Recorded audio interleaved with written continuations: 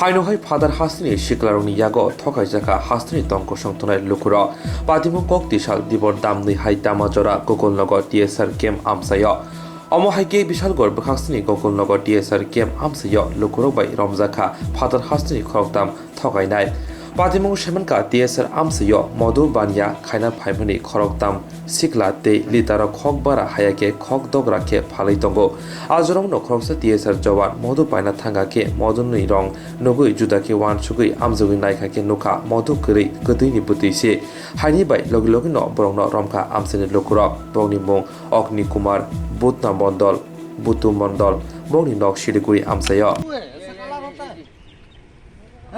ऐसे कलर होता है ऐसे कलर होता है ऐसे कलर होता है मुन्ना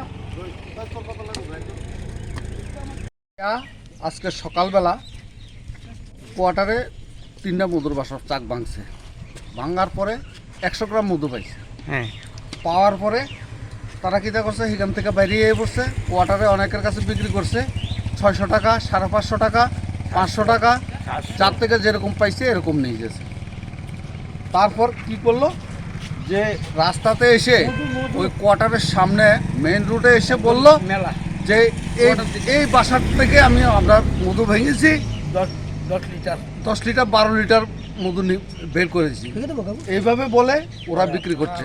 আপনার সন্দেহ কিভাবে হয়েছে? সন্দেহ এই কারণে হয়েছে ওরা ওই বাসাতে মধু পায়নি 100 গ্রাম বললো, বুঝতে পারছেন?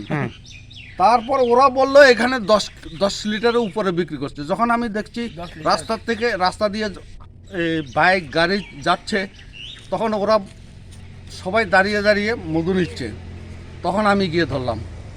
এখন কি করবেন? মধু পাইনি, এখন তো ঝুট বললো, কেন মিথ্যা কথা বললো, কোয়ার্টার থেকে ভেঙে নিয়েছে। আচ্ছা, এখন তাদের কি করবেন আপনারা? ছেড়ে দেবো, কিন্তু বালতিগুলো পুরো খালি করে আমি ছাড়বো। এই মধু যে মধুটা আছে সেটা হলো অরিজিনাল আমার হাতের ভাঙা, এটা হলো একদম অরিজিনাল মধু। আর দেখুন ওদের ডুপ্লিকেট মধু, এটা তারা 600 টাকা 550 টাকা যার থেকে যেরকম পাচ্ছে সেরকম নিচ্ছে। এটার মধ্যে কি আছে? এই মধুর মধ্যে এটা তো গুড় আছে, গুড়ের লালি। আপনার বাড়ি কোন জায়গা? বাড়ি কোন জায়গা? কোন জায়গা?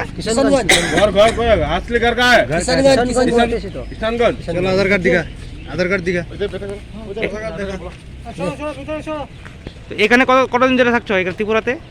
আজকে আসলাম, কালকে গাড়ি শুনলাম, আজকে আমরা মধু কাটতে আসলাম। তো আমরা তো বিক্রি করতেছি, আমরা তো এটা করলাম কি কোয়ার্টারে ভাঙলাম।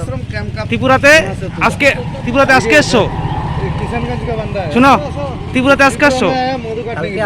কালকে আসছো। এখন থাকছো কোন জায়গায় থাকো?